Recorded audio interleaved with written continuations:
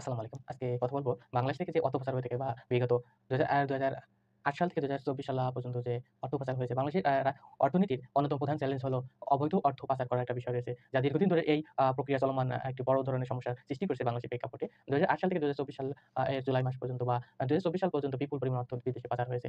যা বিভিন্ন রিপোর্ট অনুযায়ী ২৮ লক্ষ কোটি টাকার মতো এরকম একটা টাকা পাচার হয়েছে। এই ২৮ লক্ষ টাকা যদি কনভার্ট করি সেক্ষেত্রে প্রায় ২৬৬ বিলিয়ন এর বা একটু কম বেশি হবে, একটু এর কাছাকাছি টাকা পাচার হয়েছে এই সময়ের মধ্যে। এ ধরনের অর্থ পাচার সরাসরি দেশের বৈদেশিক মুদ্রা রিজার্ভ, বিনিয়োগ এবং সামগ্রিক যে অর্থনৈতিক স্থিতিশীলতার উপর নেতিবাচক প্রভাব ফেলেছে। যার ফলে টাকার মান পড়ে গিয়েছে। যা $১ আর পূর্বে $১ সমান যেমন ৳৮০ কম বেশি ছিল। এখন সেই $১ সমান ৳১২০-৳২৫ এরকম একটা টাকা হয়ে গেছে। মুদ্রাস্ফীতি লক্ষ্য করা যায়। অর্থ পাচারের মূল উপায়ে বাণিজ্যিক ভিত্তিক অর্থ পাচার একটা বিষয় কাজ করে।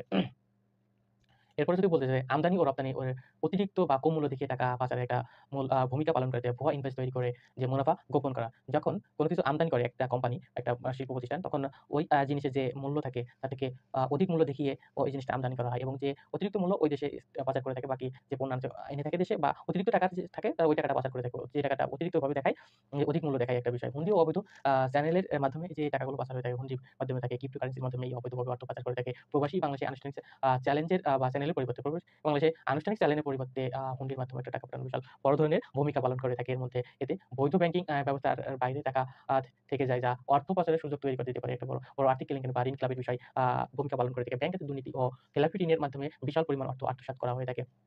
সিবিডির তথ্য অনুযায়ী ২০০৮ থেকে ২০২৩-২৪ সালে ২৩ সালের মধ্যে ২৪ টি বড় ধরনের আর্থিক কেলেঙ্কারি হয়ে থাকে। এর মধ্যে ৯২,০০০ কোটি টাকা আত্মসাৎ করা হয়েছে বলে উঠে এসেছে। বাংলাদেশের প্রশাসনিক যে দুর্নীতি মাধ্যমে হয়ে থাকে, সরকারি প্রকল্প ও উন্নয়ন প্রকল্পের মাধ্যমে অর্থ পাচার একটা বড় ধরনের ভূমিকা পালন করে থাকে। এর মধ্যে প্রভাবশালী বিদেশি সম্পত্তি কেনা, বিভিন্ন আ তথ্য অনুযায়ী দেখা যায় কানাডায়, বেগমপাড়া, বিভিন্ন দেশে, আমেরিকায় বিভিন্ন জায়গায় বাংলাদেশিরা বাড়ি করেছে, অর্থ পাচার করে। ইংল্যান্ডে এভাবে করেছে, মালয়েশিয়ায় করেছে। বৈদেশিক বিনিয়োগের নামে যে পাচার করা হয় বাংলাদেশের অর্থ, অনেক ধনী ব্যক্তি ও ব্যবসায়ী বিনিয়োগের নামে তারা দেশের অর্থ বিদেশে পাচার করে থাকে। অনেকে ওই যে কানাডায় ওখানে বেগমপাড়া এবং যে মালয়েশিয়ায় সেকেন্ড হোম প্রকল্পের এর একটা বড় ধরনের উদাহরণ হিসেবে উল্লেখ করা যেতে পারে। অর্থ পাচার পরিমাণ ও প্রভাব কি রূপে দেখো বাংলাদেশে বাংলাদেশের থেকে এই বিগত সময়ে ২৮ লক্ষ হাজার কোটি টাকা পাচার হয়েছে, যা বাংলাদেশের জিডিপির একটি বড় অংশ চলিয়ে গিয়েছে। বা এই টাকা এই অর্থ যদি বাংলাদেশে থাকতো বা ২৫০ বিলিয়নের কম বেশি বা ২৬০-৬৬ বিলিয়ন এরকম অর্থ বাংলাদেশের রিজার্ভে থাকতো, এর কম বেশি থাকতো, তাহলে বাংলাদেশের টাকার মান অনেক বৃদ্ধি হতো। যা বাংলাদেশ সেই অনুযায়ী যদি ওই অনুযায়ী হিসাব করা হয় সেক্ষেত্রে দেখা গেল $১ সমান ৳৫০-৬০ বা ৳৭০ এরকম একটা অ্যামাউন্ট হইতে পারত। যদি এই রিজার্ভ যদি বাংলাদেশে ব্যাংকের রিজার্ভে জমা থাকতো, তাহলে বাংলাদেশের টাকার মান অনেক উচ্চ মানের হতো এবং প্রত্যেকটা পণ্য দ্রব্যের দাম অনেকটা কমে ক্রয় ক্ষমতার মধ্যে থাকতো প্রত্যেকটা মানুষের। যা একটা দেশের জন্য সুফল বয়ে আনতো বা দেশের জনগণের জন্য, দেশের সাধারণ মানুষের জন্য, দেশের নিম্নবিত্ত, মধ্যবিত্ত বা দেশের গরিব মানুষের জন্য এই যে সুবিধা হয়ে থাকতো, যে টাকা দেশের বাইরে চলে গেছে বা পাচার হয়েছে তার জন্য দেশের মানুষই মূলত ক্ষতিগ্রস্ত হয়েছে। অর্থ পাচারের যে নেতিবাচক প্রভাবগুলো বৈদেশিক মুদ্রা রিজার্ভের যে উপর একটা বড় ধরনের চাপ তৈরি করে। পাচারের ফলে রিজার্ভ দেশের যে ব্যাংকের যে রিজার্ভ, বাংলাদেশ ব্যাংকের যে রিজার্ভ এটা কমে যাওয়ার ফলে তাদের আমদানি ব্যয় মেটাতে অনেক সময় সমস্যা হয়ে দেখা যায়। তখন আমদানি ব্যয় মেটাতে রিজার্ভ ব্যবহার করা হয়। সেক্ষেত্রে এই রিজার্ভ কমে থাকে বা কম হয়ে যায়, তখন এই আমদানি ব্যয় করা যায় না বা এক্ষেত্রে সমস্যার সৃষ্টি হয়। বাংলাদেশ ব্যাংক রিজার্ভ ২০২২ সালে দেখানো হয়েছিল ৪৮ বিলিয়ন, আসলে প্রকৃতপক্ষে এই রিজার্ভ আরো কম ছিল। তখন এখন বর্তমানে ২০২৫ সালে দেখা যাচ্ছে রিজার্ভ ২৫-২৬ বিলিয়ন হয়েছে। ২৫ সালে জানুয়ারি, ফেব্রুয়ারিতে এটা বিভিন্ন সংবাদ মাধ্যমে উঠে এসেছে। মুদ্রাস্ফীতির বিষয় যদি বলতে যাই, সেক্ষেত্রে পাচারকৃত অর্থ পুনরায় দেশে ফিরিয়ে আনতে পারলে বা বাজারে প্রভাবিত করতে পারলে যা মুদ্রাস্ফীতিকে ত্বরান্বিত করবে, একটু কমে যাবে। যা জনজীবন বা সাধারণ জীবনযাত্রার ব্যয় একটু কমিয়ে আনতে পারে। যদি আনা যায় এই টাকা, আদারওয়াইজ হবে না। ব্যাংক খাতে যে সংকটগুলো তৈরি হয়েছে, ব্যাংক খাতে যে অর্থ পাচার, ওটা তারল্য সংকট কমে গেছে। যা বিনিয়োগে নেতিবাচক প্রভাব ফেলেছে। ঋণ খেলাপির সংখ্যা দিন, দিন বৃদ্ধি পেয়েছে। যা বড় শিল্প প্রতিষ্ঠান আছে তারা ঋণ খেলাপি হয়েছে। আ এসএলএম গ্রুপ এর মধ্যে অন্যতম, এরপর পিকে হালদার ছিল।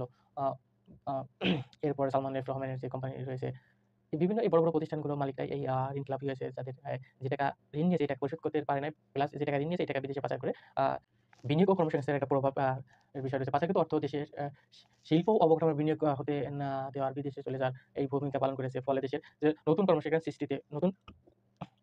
কর্মসংস্থান সৃষ্টিতে বাধা দিয়েছে বা হয় নাই যেতে। এর ফলে দেশের বেকারত্ব বেড়ে গেছে। বেকারত্ব বেড়ে যাওয়ার ফলে দেশের লক্ষ আ বেকার হয়ে পড়েছে বা নতুন যারা পড়াশোনা শেষ করে তারা পর্যাপ্ত পরিমাণে চাকরি পাচ্ছে না। এই যে কাজের ক্ষেত্রগুলো কমে গেছে, যে বর্তমান যে জনসংখ্যা বৃদ্ধি বা যারা শিক্ষিত হচ্ছে বা তাদের এই যে কাজের যে জায়গাটা ওইভাবে সৃষ্টি করতে পারে নাই সরকার। এই যে দেশের টাকা পাচার হয়ে বিদেশে চলে গিয়েছে বা নতুন কোনো আ শিল্প প্রতিষ্ঠান গড়ে উঠতে পারে না এভাবে ধরেন বা বিদেশি বিনিয়োগ কমে গিয়েছে এই সময়ের মধ্যে। রাজনৈতিক ও সামাজিক যে প্রভাবগুলো রয়েছে এর মধ্যে রয়েছে অর্থ পাচার প্ররোচিত হওয়ার বিরুদ্ধে ব্যবস্থা নেওয়া কঠিন হয়েছে। যারা অর্থ পাচার করছে তাদের বিরুদ্ধে সরকার পর্যাপ্ত ব্যবস্থা গ্রহণ করতে পারেনি। এর ফলে তারা সহজেই অর্থ পাচার করছে এবং তারা সে অর্থ দিয়ে অন্য তাদের ইচ্ছেমতো কাজকর্ম করেছে। দুর্নীতি ও অর্থ পাচারের কারণে বিদেশের ভাবমূর্তি ক্ষতিগ্রস্ত হয়েছে। বিভিন্ন দেশে বাংলাদেশের ভাবমূর্তি নষ্ট হয়ে গেছে। এই যে দুর্নীতি বা অর্থ পাচার বলে তারা বাংলাদেশে পজিটিভ ভাবে গ্রহণ করতে পারেন অনেক ইয়া অর্থ পাচারে যে রোধে বাংলাদেশ সরকার কি করতে পারে বা করণীয় কি চ্যালেঞ্জ গ্রহণ করলে এই অর্থ পাচার কমিয়ে আনা সম্ভব বা রোধ করা সম্ভব? বৈদেশিক রেমিটেন্স চ্যানেল যদি শক্তিশালী করা যায় সেক্ষেত্রে এই যে অর্থ পাচার রোধ এটা কমিয়ে আনা যাবে বা হুন্ডির এর মাধ্যমে টাকা পাঠালে পরে আনুষ্ঠানিক ব্যাংকিং চ্যানেল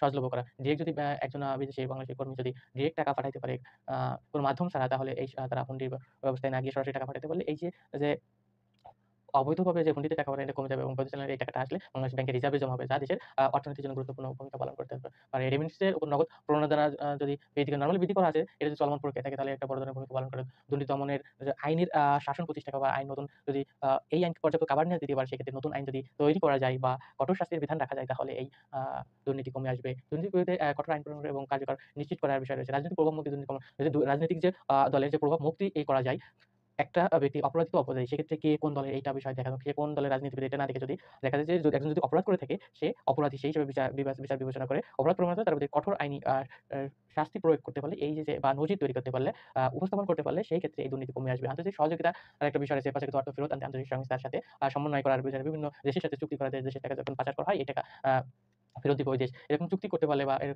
এরকম যদি করা থাকে বিভিন্ন দেশের সাথে সেক্ষেত্রে একজন ব্যক্তি অর্থ পাচার করেও সে লাভবান হতে পারবে না। সেই টাকা দেশে ফেরত আনা যাবে। এরকম চুক্তি করা একটা গুরুত্বপূর্ণ ভূমিকা পালন করতে পারে। স্বচ্ছ আর্থিক লেনদেনের জন্য বৈশ্বিক যে মানদণ্ড মেনে চলার বিধান রয়েছে এগুলো চললে একটা ভূমিকা পালন করতে পারে। সর্বোপরি বলতে পারি বিগত সময়ে বা যে দেশের টাকা যে পরিমাণ পাচার হয়েছে, এই যে টাকা পাচার যদি আজকে না হতো তাহলে বাংলাদেশের যে উন্নয়ন